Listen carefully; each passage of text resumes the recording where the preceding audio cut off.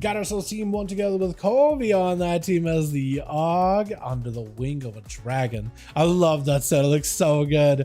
I wish you had like the full red and I mean you make some tier set and like other pieces, but man, it looks such a good set, dude. I love that little neck thing they got going on. It's very like Notharian-esque. We got Crowd Control on the team as a Windwalker, might be going first. Deathable in the back as a Unholy DK. We got Fell Faker as Affy and Madara as another Affy. Versus missing one over team one, but they're probably loading. We got Bix as Unholy, Rokat as an Og. We got us as Toki, gonna be out here doing some pokey with them fangs and claws. Big biter to Crowd Control, full bleeds are in.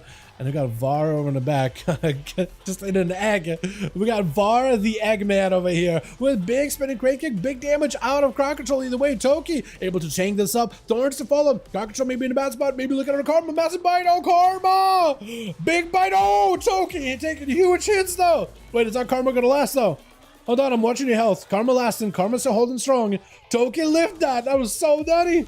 What's up, Bulldog? How you doing, my man? Hope you're doing good. Crowd Control is just trying to see if he can get past Toki. Cannot catch up to him. That's going to be... Oh! He traps him into a root really quickly with that Ursos with a roar. Toki just trying to give himself a bit of a breather. Trinket! Oh, out of Crowd Control. Trying to see if he can maybe turn around on Toki. Toki got himself a full root with a Heart of the Wild. In cap though, maybe in a bad spot. Trying to go for a knock. Might be out of options. Oh, and Crowd Control with the big back-to-back blackout kicks. Sending a man to heaven. That is rough. That is a rough matchup. That is so good for Toki though. He did such a good job, man. Lived the burst, the karma reversal. It is so good. And Crowd Control trying to see if he can maybe mount up and get himself a bit of a setup here. I'm just trying to see if he can... Oh, I love the blue, man. Oh, it looks so good. The blue. Oh, it looks so good. Oh, the set. Oh, it looks so good. It's going to be Rokat just trying to see if he can catch up to Crowd Control. This man is going to try to utilize what his name entails. Crowd Control. Slow, immediately onto Rokat. Does go for upheaval. Needs to get himself a Fire Breath at some point. Big deep breath. Is he playing Chrono? I think he's Chrono, right? Fire Breath, Eruption 1, Eruption 2, trying to see if he can get a setup, but that's a lot of damage on the Celestial Counter. But Rokat trying to see if he can play it a little bit more defensively. He's got himself Wall together with a shielding armor buff. He got himself Renew and Blaze there for a little bit. That's going to help him catch up a bit of heals, and that's going to be a big time rip. Time rip with the knockout Fire Breath to follow. Got himself a bit of a setup into a Karma. He got to be very careful with that Karma. He needs to be looking at his own healing here for a bit, trying to see if he can hover around and blink around. I love the blink hover ability. It feels like it definitely has a bit of a delay when you first use it, right? It's not an instant like a blink. It has like a little bit of like a, I don't know how to it's almost like a Fell Rush, but like minus the animation of you moving, right? It's kind of like that. Knocked back onto Crowd, but he got himself a full lockdown into Rokat. Zuen is active. Quick in cap. Didn't get out of Rokat. Got him some mobility. But I think he might be in a bad spot. I don't know how much more healing he's got going on for himself. He's got the mobility though. Shielding is quite huge. And is able to go for an upheaval. Knockdown, stun onto Crowd Control, going for a big Fire Breath, Eruptions to follow. Got him some bit of damage as Crowd Control popping up for Divine Brew. And it should be okay, stabilizing right now. Wall, as well as Renew and Blaze is out for Rokat. Might be able to give himself some survivability here. The Renew and Blaze is kicking in. Chrono Flames are maybe able to go for a heal. Quick interrupt, unless he's got something in his pocket. I think it just might be lights out for this man. Have him some mobility at the very least. And Crowd Control is kind of out of options. He's really dry. He's trying to see if he can maybe end the duel right then and there. Deep breath goes in the distance into a trinket out of Crowd Control. I don't know if Rokat got much. He got no mana. He's got himself a bit of a setup into a full. Hold on, turn around. Oh, what is that? He's got himself the go. I honestly thought it was over and lights out for Rokat, but this man, he ain't going down without a proper battle. He was cooking the entire time. He's like, hold on, I'm a chef. I'm going to be at this kitchen forever. And Kobe trying to give this man as much of an auto as possible. Sorta. But that nullified shot does definitely seem a little bit more. Oh, he got all red. Hold on. One has got himself the blue scales. The other got the red scales for the armor. It's so good. Ah, The Horde and Alliance, or at least two sides, two opposite sides of the arena team here. Upheaval up for Kobe. Big knockdown stun onto Rokat with the second stun. He's got himself the cast Deep Breath as a scale commander, while the others are Chrono Warden, trying to go for upheaval but also knockdown. But it's going to be Kobe with immunity to CC for a bit. Rokat got himself a bit of defense, trying to see if he can back up out of there. Got himself a bit more healing. Kobe is a lot more aggressive with the scale commander build. He's got quite a bit of pressure. He's trying to get those eruptions, and Rokat knows as long as he's avoiding those, he might be okay. Still quite a bit of damage either way though. Every single one of them hurts, but he's got time skip. And Kobe does too. So both of them got full cooldowns available. Ebonite for Ebonite. Who's going to get the first stun? That is the question. Fire Breath out of Kobe. Upheaval out of Rokat. Trying to go for big Fire Breath to follow. Big damage potential. It's going to be big eruptions onto Kobe. Kobe got himself eruptions as well. Needs to go for a big setup. Big upheaval. And Rokat, I think, might just go down here. He's trying to live this. Dragonflight. Oh, but an extra Evoker flying through the sky. Bombards him, man. Man. I honestly did not think Chrono Warden. I definitely just a bit more of a setup spec. Definitely a bit more of a setup, right? Whereas Scale Commander, I think, has more initial damage every single empowerment window. Chrono Warden, I think, does have to play around the tip of the scales, but he can do damage.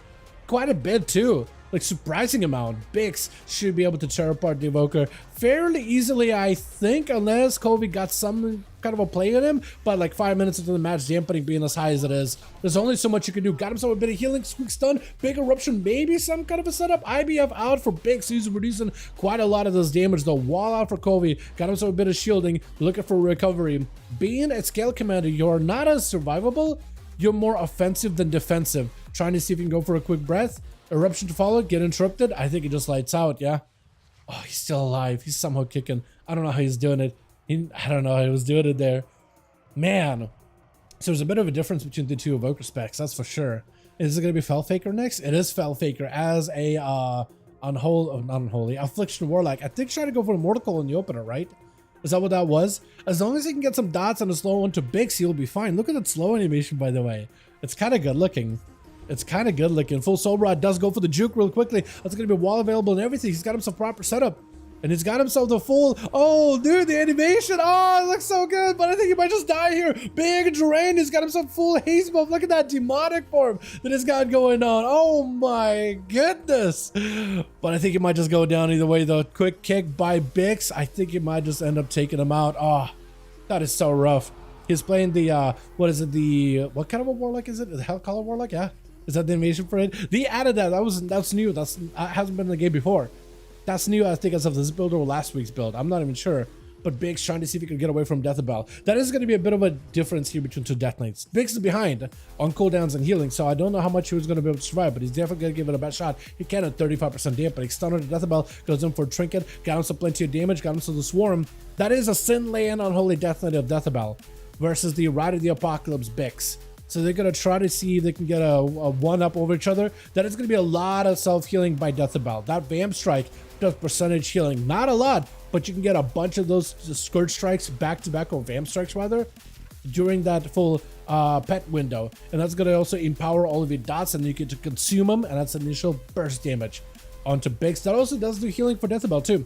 But Bix does get the Riders of the Apocalypse joined in. I think it's Bix's cooldowns right now with full burst. That is a cheat death for Deathabell. Not a great spot. Does go for the death pack, trying to see if he can play this defensively. The Riders and the pets are doing plenty of damage. Looks like Bix found some burst and is just able to tough out long enough until he can get the army of the undead, or rather the big A-bomb plus the army of the Riders joining in. That's where he was really able to turn it around. Big damage buffs from every one of the Riders, as well as plenty of passive damage from literally every Rider as well. Look at this, Vadar also with a full-on Malevolence, I think, right?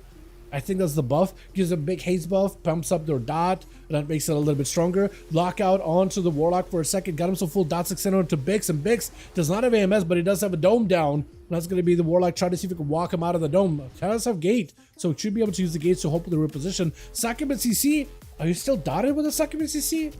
Hopefully, right? UA is at least up. Hunt to follow. At least full center dots are in. So for Bix, that's a lot of pressure. He's got himself full bar of runic power, so it's death strikes at the ready.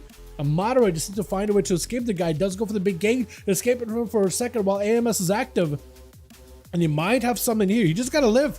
He just gotta survive. He just gotta exist for a little bit longer. And Big's trying to race against the clock, and I think he might just have it. He does have it. Oh my goodness, he does have it.